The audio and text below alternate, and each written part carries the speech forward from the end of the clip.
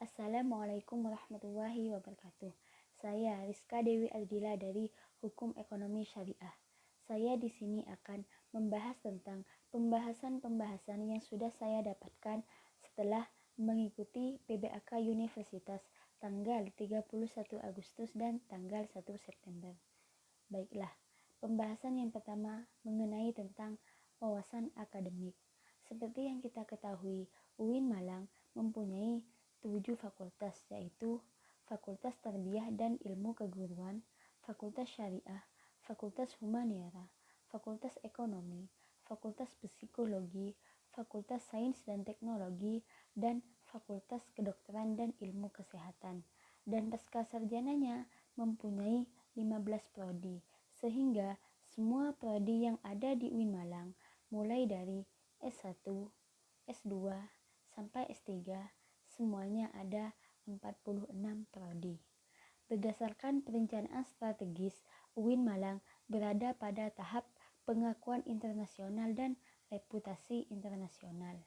Sejak tahun 2008, UIN Malang sudah mendapatkan sertifikasi ISO. Kampus UIN Malang mempunyai kelebihan yaitu menyelenggarakan pendidikan yang integratif di dalam memadukan pendidikan sains dan Islam, dan integrasi di dalam bidang kelembagaan dan integrasi di dalam bidang keilmuan. Di dalam bidang keilmuan memadukan antara sains dan Islam, dan di dalam bidang kelembagaan memadukan antara pendidikan tinggi dan pendidikan pesantren untuk membentuk karakter mahasiswa.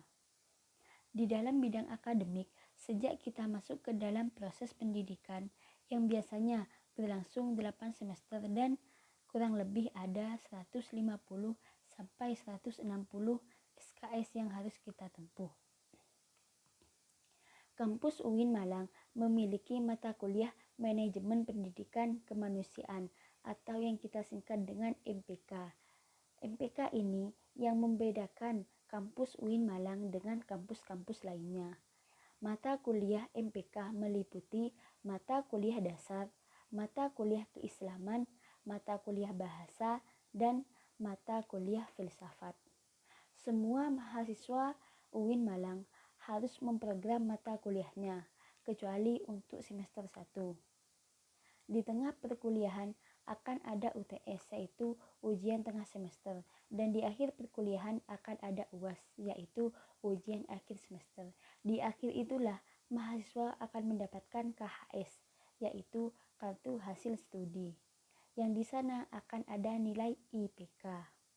IPK yang didapatkan minimal 3, karena perolehan IPK akan mempengaruhi SKS yang akan kita ambil selanjutnya. Apabila kita selalu mengambil 24 SKS, maka pada semester 7 kita akan menyelesaikan perkuliahan. Dan pada semester 8 kita sudah bisa melaksanakan skripsi. Mahasiswa UIN Malang harus memiliki 4 pilar kekuatan yang terangkai dalam tagline Ulul Albab, karena mahasiswa UIN Malang akan menjadi intelektual profesional yang ulama dan ulama intelektual yang profesional. Lulusan mahasiswa UIN Malang harus mempunyai karakter yang ulul albab. Pembahasan yang kedua adalah tentang wawasan kemahasiswaan.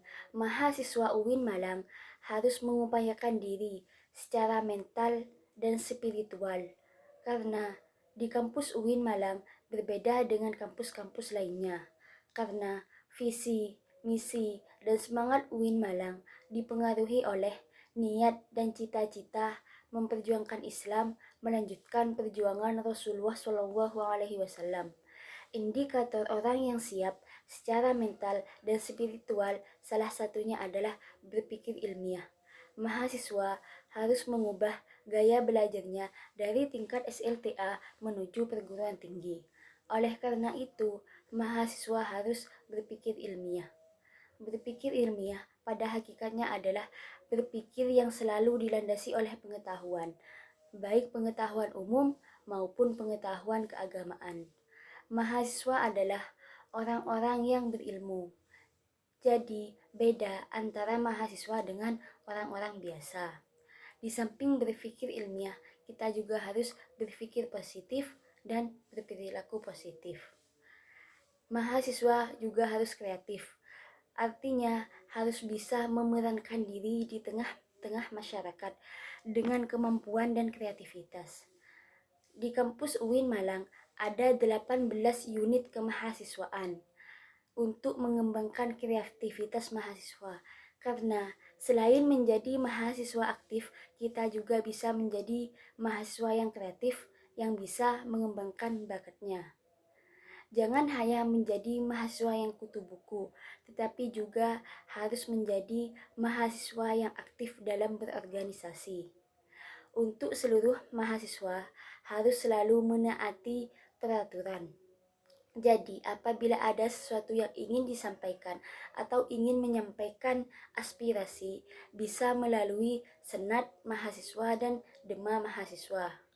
Jadi, apabila ingin menyampaikan aspirasi, bisa melalui tahapan-tahapan tersebut.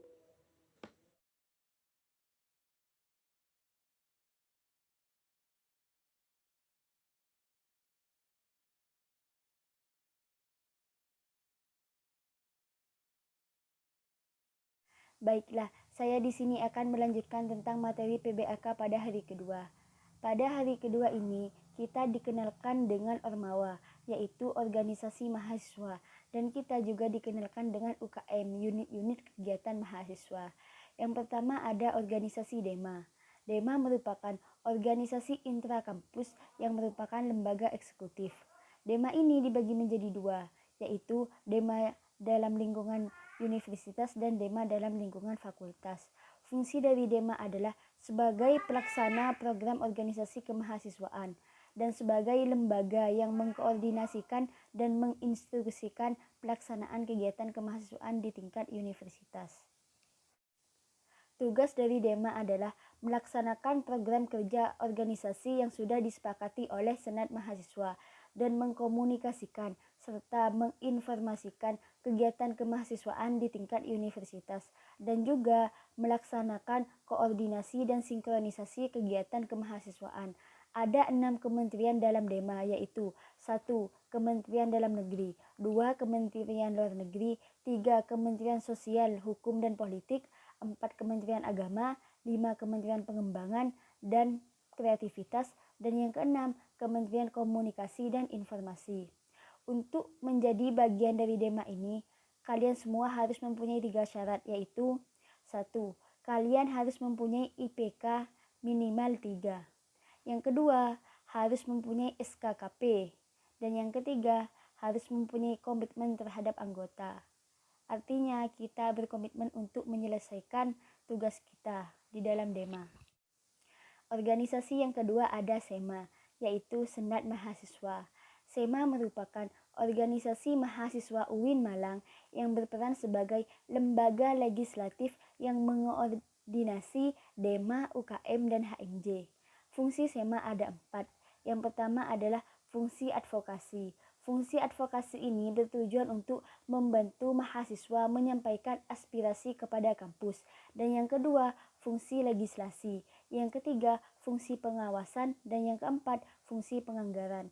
Tugas SEMA ada 4. Yang pertama, mengawasi dan mengontrol DEMA universitas. Yang kedua, memberikan persetujuan setiap kegiatan yang dilaksanakan oleh DEMA universitas. Dan yang ketiga, memberikan pengesahan setiap laporan pertanggungjawaban setelah selesai agenda tersebut.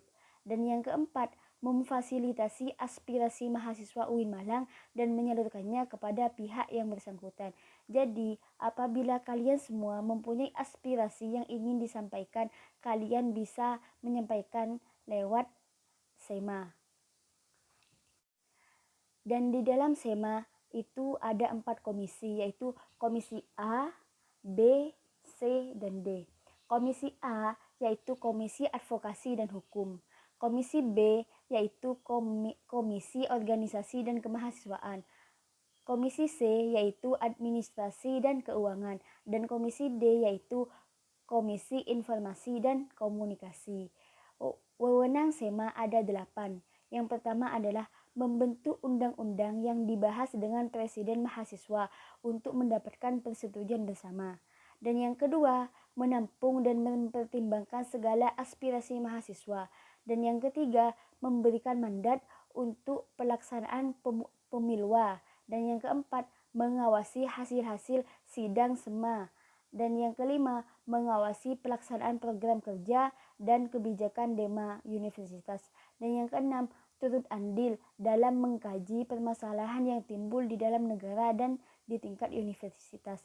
Dan yang ketujuh, menerima dan membahas usulan PO yang berkaitan dengan bidang tertentu dan mengikut sertakan dalam pembahasan. Dan yang kedelapan, memberikan peringatan atau memorandum kepada DEMA universitas.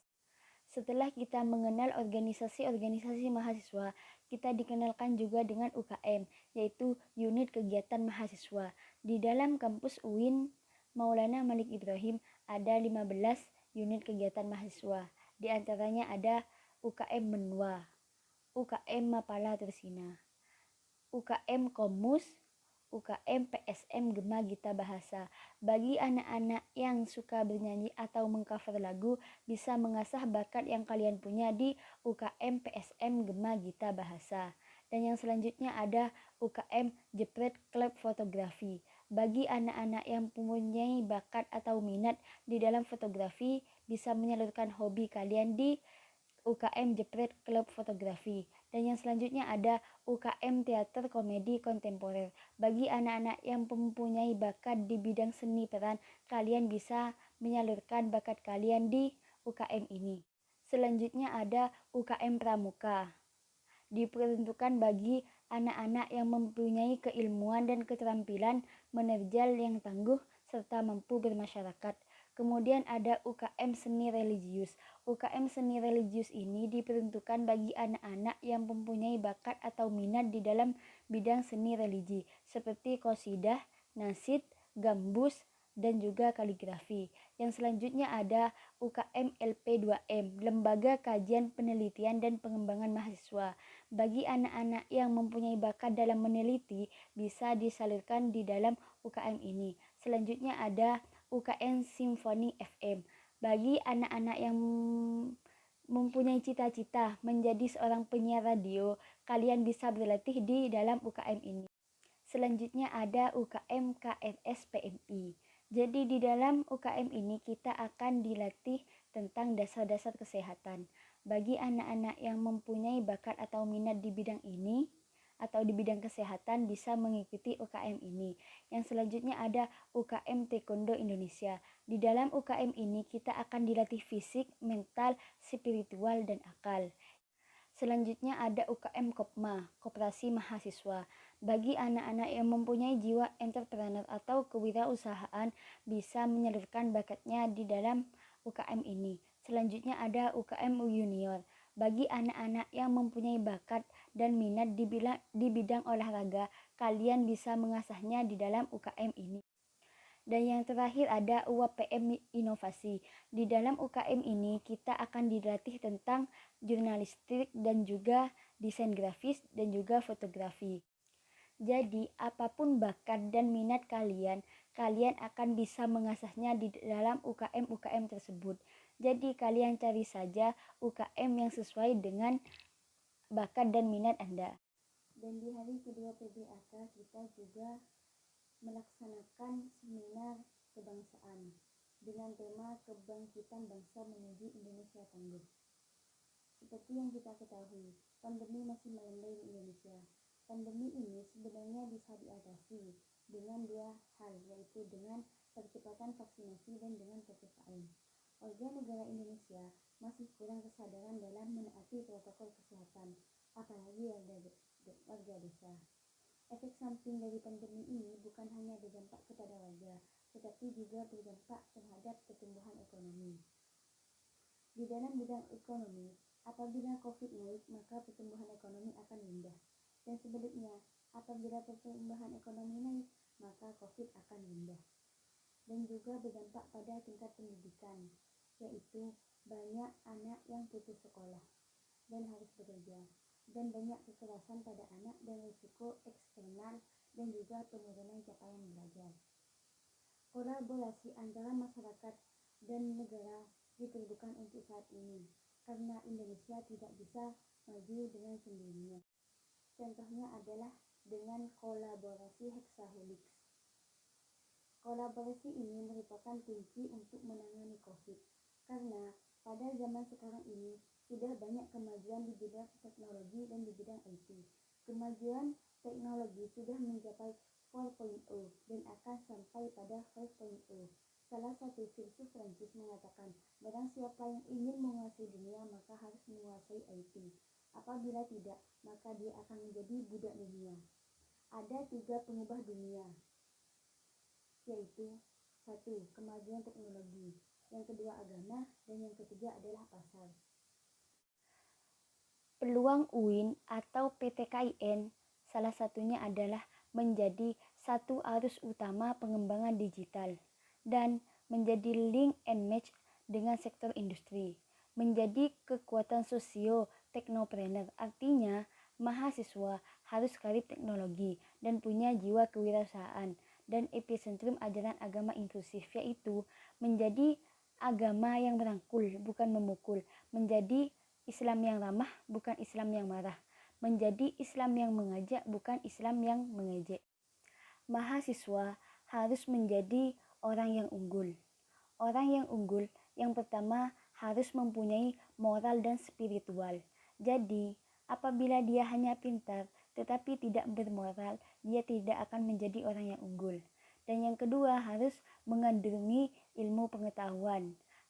Dan yang ketiga harus mempunyai digital quotient. Tidak hanya mempunyai IQ, EQ, dan SQ, tapi juga harus mempunyai kecerdasan yang baru, yaitu kecerdasan digital quotient. Harus mampu membedakan mana berita yang hoax dan yang bukan. Apabila kita tidak mempunyai digital quotient ini, kita bisa menambah pengangguran dan menambah sampah masyarakat. Karena di era sekarang ini banyak pekerjaan manusia yang sudah digantikan dengan teknologi. Dan mahasiswa juga harus mempunyai kepedulian sosial. Artinya kita harus memikirkan lingkungan sekitar. Walaupun fakultas yang ada di UIN terbatas, tetapi lahan pengabdian UIN tidak terbatas. Mungkin hanya itu yang bisa saya sampaikan. Kurang lebihnya saya mohon maaf yang sebesar-besarnya. Wassalamualaikum warahmatullahi wabarakatuh.